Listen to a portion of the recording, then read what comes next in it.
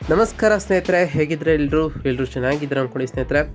ಎಲ್ರಿಗೂ SPB ಮೀಡಿಯಾದ ಮತ್ತೊಂದು ವಿಡಿಯೋಕ್ಕೆ ತಮಗೆಲ್ರಿಗೂ ಸ್ವಾಗತ ಸುಸ್ವಾಗತ. ಸ್ನೇಹಿತರೆ, ಈ 2025ರ ಈ ಒಂದು ವರ್ಷದಲ್ಲಿ ಡಿಸೆಂಬರ್ 2025ರಲ್ಲಿ ಮೀನರಾಶಿಯವರ ಭವಿಷ್ಯ ಹೇಗಿರಲಿದೆ, ಈ ಮೀನರಾಶಿಯವರಿಗೆ ಡಿಸೆಂಬರ್ 15ರಿಂದ ನಿಮ್ಮ ಜೀವನದಲ್ಲಿ ಏನೆಲ್ಲ ಬದಲಾವಣೆಗಳನ್ನು ಕಂಡಿದ್ದೀರಿ, ಈ ಡಿಸೆಂಬರ್ ತಿಂಗಳಿನಲ್ಲಿ ಉಂಟಾಗ್ತಿರುವಂತಹ ಗ್ರಹ ಸಂಚಾರದ ಬದಲಾವಣೆಗಳು ನಿಮ್ಮ ಜೀವನದ ವಿವಿಧ ಅಂಶಗಳಾದಂತಹ ವೃತ್ತಿ, ಆರೋಗ್ಯ, ವೈವಾಹಿಕ ಜೀವನ, ಆರ್ಥಿಕ ಸ್ಥಿತಿ, ಕೌಟುಂಬಿಕ ಜೀವನ, ವ್ಯವಹಾರ ಮತ್ತು ಶಿಕ್ಷಣಕ್ಕೆ ಸಂಬಂಧಪಟ್ಟಂತೆಯೇ ಏನೆಲ್ಲ ಬದಲಾವಣೆಗಳನ್ನು ತರಲಿದೆ, ಈ ಮೀನರಾಶಿಯವರಿಗೆ ಈ ತಿಂಗಳಿನಲ್ಲಿ ಇರುವಂತಹ ಸಮಸ್ಯೆಗಳಿಗೆ ಸರಳ ಪರಿಹಾರಗಳೇನು ಎಂಬುದನ್ನು ಸಂಪೂರ್ಣವಾಗಿ ಇವತ್ತಿನ ಒಂದು ವಿಡಿಯೋದಲ್ಲಿ ತಿಳಿಸ್ಕೊಡ್ತಾ ಹೋಗ್ತೇನೆ ಸ್ನೇಹಿತರೆ. ಆದ್ದರಿಂದ ವಿಡಿಯೋನ ಸ್ಕಿಪ್ ಮಾಡದೆ ಇಲ್ಲಿಂದ ಕೊನೆ ತನಕ ನೋಡ್ತಾ ಬನ್ನಿ. ಸ್ಕಿಪ್ ಮಾಡಿ ವಿಡಿಯೋನ ನೋಡೋದ್ರಿಂದ ಅಷ್ಟು ಇನ್ಫಾರ್ಮೇಷನ್ ಅರ್ಥ ಆಗೋದಿಲ್ಲ ಸ್ನೇಹಿತರೆ. ಸೊ ಫಸ್ಟಿಂದ ಎಂಡ್ ತನಕ ವಿಡಿಯೋನ ವಾಚ್ ಮಾಡಿ. ಹಾಗೆ ನಮ್ಮ ಈ ವಿಡಿಯೋ ಇಷ್ಟ ಆಗಿತ್ತು ಅಂದರೆ ವಿಡಿಯೋಗೆ ಒಂದು ಲೈಕ್ ಮಾಡಿ ಸ್ನೇಹಿತರೆ. ಅದಕ್ಕಿಂತ ಮುಂಚೆ ಕಮೆಂಟ್ನಲ್ಲಿ ಓಂ ನಮಃ ಶಿವಾಯ ಎಂದು ಕಮೆಂಟ್ ಮಾಡಿ. ಆ ಶಿವನ ಅನುಗ್ರಹದಿಂದ ನಿಮ್ಮ ಕಷ್ಟ ಕಾರ್ಪಣ್ಯಗಳೆಲ್ಲ ತೀರಲಿ ಅಂತ ಅದರಲ್ಲಿ ಕೇಳ್ಕೊಳ್ತಾ ಇನ್ನು ತಡ ಮಾಡೋದು ಬೇಡ ಸ್ನೇಹಿತರೆ. ಈ ಮೀನ ರಾಶಿಯವರಿಗೆ ಗ್ರಹ ಸಂಚಾರಗಳು ಹೇಗಿರಲಿದೆ ಈ ಡಿಸೆಂಬರ್ ತಿಂಗಳಿನಲ್ಲಿ ಅಂತ ಮೊದಲನಾಗಿ ತಿಳ್ಕೊಳ್ತಾ ಬರೋಣ. ಶುಕ್ರ ಗ್ರಹದ ವಿಚಾರಕ್ಕೆ ಬರೋದಾದರೆ ವೃಶ್ಚಿಕ ರಾಶಿಯ 9ನೇ ಮನೆಯಿಂದ ಧನುಷ್ ರಾಶಿಯ 10ನೇ ಮನೆಗೆ ಡಿಸೆಂಬರ್ 20ರಂದು ರಾಶಿ ಬದಲಾವಣೆಯನ್ನು ಶುಕ್ರನು ಮಾಡಲಿದ್ದಾನೆ. ಇನ್ನು ಮಂಗಳ ಗ್ರಹದ ವಿಚಾರಕ್ಕೆ ಬರೋದಾದರೆ ವೃಶ್ಚಿಕ ರಾಶಿಯ 9ನೇ ಮನೆಯಿಂದ ಧನುಷ್ ರಾಶಿಯ 10ನೇ ಮನೆಗೆ ಡಿಸೆಂಬರ್ 7ರಂದೇ ಆಲ್ರೆಡಿ ಪ್ರವೇಶವನ್ನು ಮಂಗಳನು ಮಾಡಲಿದ್ದಾನೆ ಸ್ನೇಹಿತರೆ.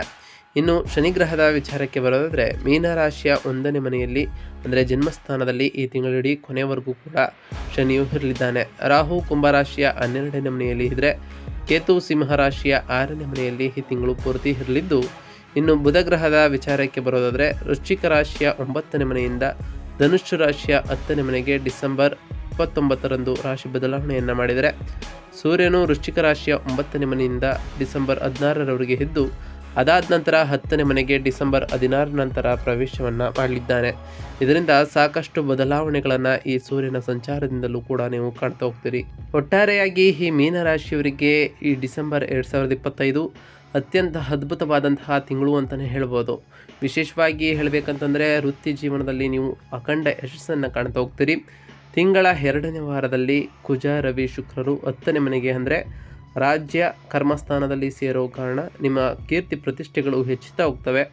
ಡಿಸೆಂಬರ್ 5ರಂದು ಗುರು 4ನೇ ಮನೆಗೆ ಅಂದರೆ ಸುಖಸ್ಥಾನದಲ್ಲಿ ಬದಲಾಗೋದು ಗೃಹ ಸೌಖ್ಯ ಮತ್ತು ವಾಹನ ಯೋಗವನ್ನು ನೀಡ್ತಾ ಹೋಗ್ತದೆ. ಇದು ನಿಮ್ಮ ಮನೆಯಲ್ಲಿ ಸೌಖ್ಯವನ್ನು ನೀಡೋದ್ರ ಜೊತೆಗೆ ವಾಹನದ ಯೋಗವೂ ಕೂಡ ನಿಮಗೆ ತರಲಿದೆ.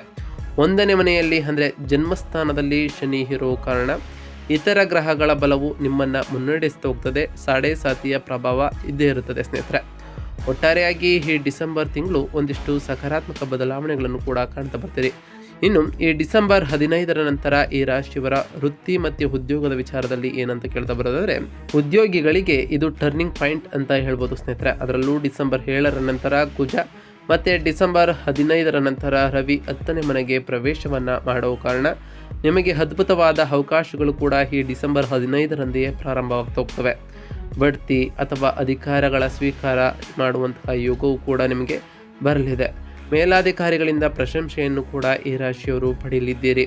ತಿಂಗಳ ಮೊದಲ ವಾರದಲ್ಲಿ 9ನೇ ಮನೆಯಲ್ಲಿ ಗ್ರಹಗಳ ಸಂಚಾರ ಬಿರುವ ಕಾರಣ ವಿದೇಶಿ ಪ್ರಯಾಣ ಅಥವಾ ದೂರದ ಊರಿಗೆ ವರ್ಗಾವಣೆಯಾಗಬೇಕು ಅಂದ್ಕೊಂಡಿದ್ರೆ ನಿಮ್ಮ ಕೆಲಸದ ವೈಖರಿ ಸಹೋದ್ಯೋಗಿಗಳನ್ನು ಬೆರಗುಗೊಳಿಸ್ತದೆ. ಆದರೆ ಜನ್ಮಶನಿಯ ಕಾರಣದಿಂದ ಕೆಲಸದ ಒತ್ತಡ ಮತ್ತು ಆಯಾಸವೂ ಕೂಡ ಇರಲಿದೆ.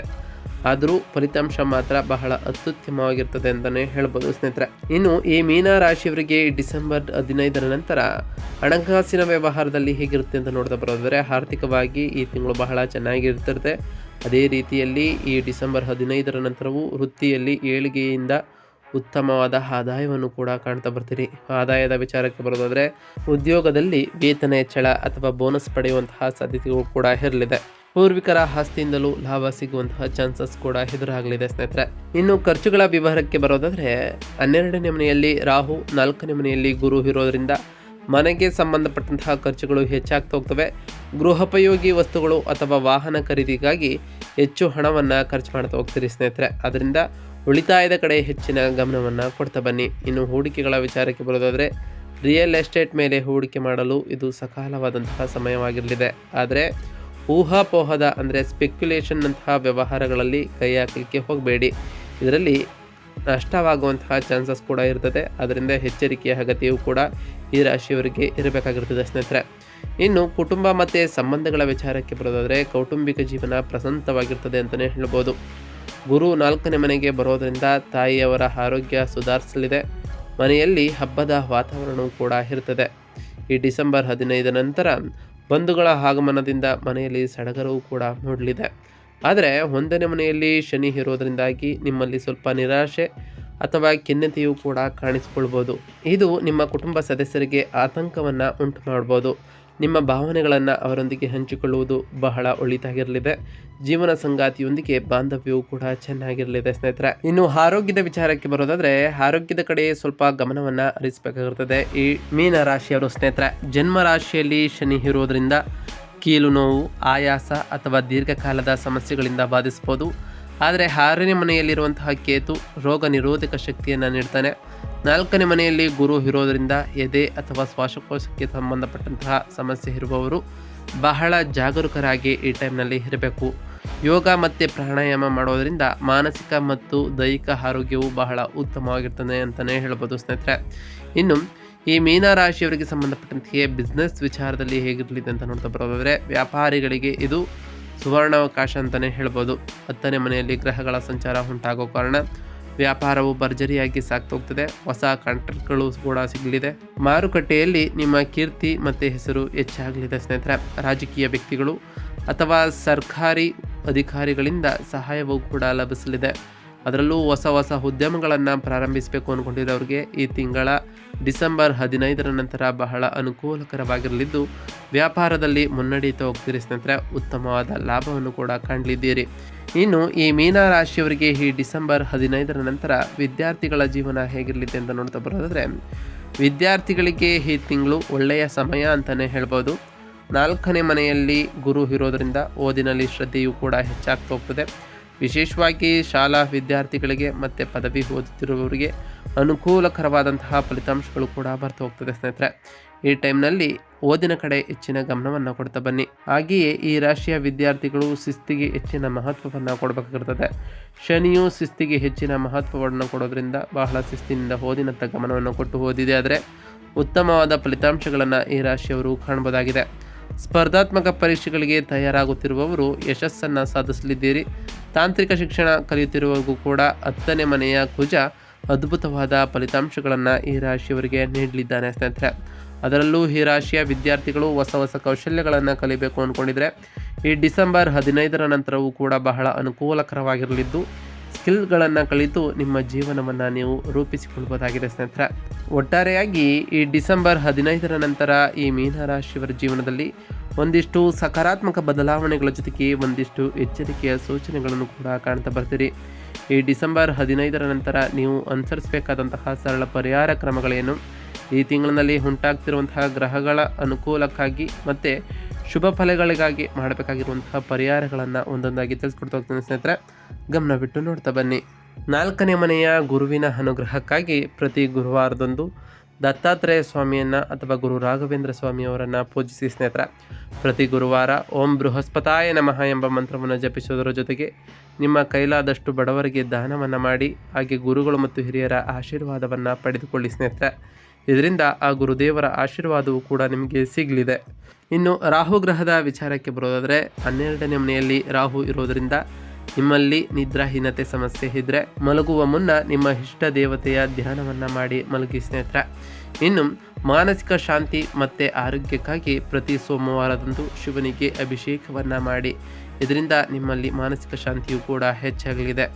ಇನ್ನು ಶನಿ ದೋಷ ನಿವಾರಣೆಗಾಗಿ ನಿಮ್ಮ ಜನ್ಮ ಶನಿಯ ಸಾಡೇಸಾತಿ ಪ್ರಭಾವವನ್ನು ತಗ್ಗಿಸಲು ಪ್ರತಿ ಶನಿವಾರದಂದು ಆಂಜನೇಯ ಸ್ವಾಮಿಯನ್ನು ದರ್ಶಿಸಿ ಮತ್ತು ಹನುಮಾನ್ ಚಾಲಿಸವನ್ನು ಪಠಿಸಿ ಸ್ನೇಹಿತರೆ. ಪ್ರತಿ ಶನಿವಾರದಂದು ಓಂ ಶಂ ಶನೈಶ್ವರಾಯ ನಮಃ ಎಂಬ ಬೀಜ ಮಂತ್ರವನ್ನು ಪಠಿಸಿ. ಹಾಗೆಯೇ ನಿಮಗೆ ಸಾಧ್ಯವಾದರೆ ಶನಿದೇವರ ದೇವಾಲಯಕ್ಕೆ ತೆರಳಿ ಶನಿದೇವರಿಗೆ ಪ್ರಿಯವಾಗಿರುವಂತಹ ಕಪ್ಪು ಎಳ್ಳಿನ ಬತ್ತಿಯನ್ನು ಶನಿದೇವರ ದೇವಸ್ಥಾನದಲ್ಲಿ ಹಚ್ಚೋದ್ರಿಂದ ಸಾಕಷ್ಟು ಫಲಿತಾಂಶಗಳನ್ನು ನಿಮ್ಮ ಜೀವನದಲ್ಲಿ ಕಾಣಬಹುದಾಗಿದೆ. ಇನ್ನು ಪ್ರತಿ ಮಂಗಳವಾರದಂದು ಓಂ ಅಂಗರಾಯಕಾಯ ನಮಃ ಎಂಬ ಮಂತ್ರವನ್ನು ಜಪಿಸಿ. ಇದರಿಂದ ಆ ಮಂಗಳ ದೇವನ ಕೃಪೆಯೂ ಕೂಡ ನೀವು ಪ್ರಾಪ್ತರಾಗಿದ್ದೀರಿ. ಹಾಗೆ ಪ್ರತಿ ಶುಕ್ರವಾರದಂದು ತಾಯಿ ಜಗನ್ಮಾತೆಯಾದಂತಹ ಲಕ್ಷ್ಮೀ ದೇವಿಗೆ ಪ್ರಿಯವಾಗಿರುವಂತಹ ಬಿಳಿ ಹೂವುಗಳನ್ನು ಅರ್ಪಿಸಿ ಪೂಜೆಯನ್ನು ಸಲ್ಲಿಸೋದ್ರಿಂದ ನಿಮ್ಮ ಮನೆಯಲ್ಲಿ ಸುಖ ಸಮೃದ್ಧಿಯ ಜೊತೆಗೆ ಸಂಪತ್ತು ಕೂಡ ಹೆಚ್ಚಾಗಲಿದೆ. ನೀವು ಅಂದುಕೊಂಡಿರುವಂತಹ ಕಾರ್ಯಗಳು ಕೂಡ ಯಾವುದೇ ಅಡೆತಡೆ ಇಲ್ಲದೆ ನೆರವೇರ್ತಾ ಬರ್ತದೆ ಸ್ನೇಹಿತರೆ. ಆ ಲಕ್ಷ್ಮೀ ತಾಯಿಯ ಅನುಗ್ರಹವೂ ಕೂಡ ನಿಮಗೆ ಸಿಗಲಿದೆ. ನಾವು ತಿಳಿಸ್ಕೊಟ್ಟಿರುವಂತಹ ಈ ಎಲ್ಲ ಸರಳ ಪರಿಹಾರಗಳನ್ನು ಈ ರಾಶಿಯವರು ಮಾಡಿದ್ದೇ ಆದರೆ ನಿಮ್ಮ ಜೀವನದಲ್ಲಿ ಸಾಕಷ್ಟು ಬದಲಾವಣೆಗಳನ್ನು ಕಾಣ್ತಾ ಬರ್ತೀರಿ. ನೀವು ಅಂದುಕೊಂಡಿರುವಂತಹ ಕಾರ್ಯಗಳು ಕೂಡ ಯಾವುದೇ ಅಡೆತಡೆ ಇಲ್ಲದೆ ನೆರವೇರ್ತಾ ಬರ್ತದೆ ಸ್ನೇಹಿತರೆ. ಇದಾಗಿತ್ತು ಇವತ್ತಿನ ಒಂದು ವಿಡಿಯೋ ಸ್ನೇಹಿತರೆ. ವಿಡಿಯೋ ಇಷ್ಟ ಆಗಿತ್ತು ಅಂದರೆ ವಿಡಿಯೋಗೆ ಒಂದು ಲೈಕ್ ಮಾಡಿ. ಯಾರೇನು ನಮ್ಮ ಚಾನಲ್ನ ಸಬ್ಸ್ಕ್ರೈಬ್ ಮಾಡ್ಕೊಂಡಿಲ್ಲ ಅವರು ಈಗಲೇ ಸಬ್ಸ್ಕ್ರೈಬ್ ಮಾಡ್ಕೊಳ್ಳಿ. ಸಬ್ಸ್ಕ್ರೈಬ್ ಮಾಡ್ಕೊಂಡು ಪ್ರತಿನಿತ್ಯ ವಿಡಿಯೋನ ವಾಚ್ ಮಾಡ್ತಿರೋರಿಗೆ ಥ್ಯಾಂಕ್ ಯು ಸೊ ಮಚ್ ಅಂತ ಹೇಳ್ತಾ, ಹಾಗೆ ಕಮೆಂಟ್ನಲ್ಲಿ ಓಂ ಶನೈಶ್ವರಾಯ ನಮಃ, ಓಂ ಅಂಗರಾಯಕಾಯ ನಮಃ, ಓಂ ಗುರುವೇ ನಮಃ, ಓಂ ಲಕ್ಷ್ಮೀನಾರಾಯಣಾಯ ನಮಃ, ಓಂ ರಾಹುಕೇತುವೇ ನಮಃ, ಓಂ ನಮಃ ಶಿವಾಯ ಎಂದು ಕಮೆಂಟ್ ಮಾಡಿ ಸ್ನೇಹಿತರೆ. ಆ ಶನಿದೇವರು, ಮಂಗಳದೇವ, ಗುರುದೇವ, ಲಕ್ಷ್ಮೀನಾರಾಯಣ, ರಾಹುಕೇತು ನಿಮಗೆ ಆಯುಷ್ಯ ಆರೋಗ್ಯ ಸಮೃದ್ಧಿಯನ್ನು ಕೊಟ್ಟು ಕಾಪಾಡಲಿ. ಆ ಶಿವನ ಅನುಗ್ರಹವೂ ಕೂಡ ನಿಮ್ಮ ಮೇಲೆ ಇರಲಿ ಅಂತ ದೇವರಲ್ಲಿ ಕೇಳ್ಕೊಳ್ತಾ ಇವತ್ತಿನ ಒಂದು ವಿಡಿಯೋನ ಮುಗಿಸ್ತಿದ್ದೀನಿ ಸ್ನೇಹಿತರೆ. ಸಿಗ್ತೀನಿ ಮತ್ತೊಂದು ವಿಡಿಯೋದೊಂದಿಗೆ. Thank you for watching.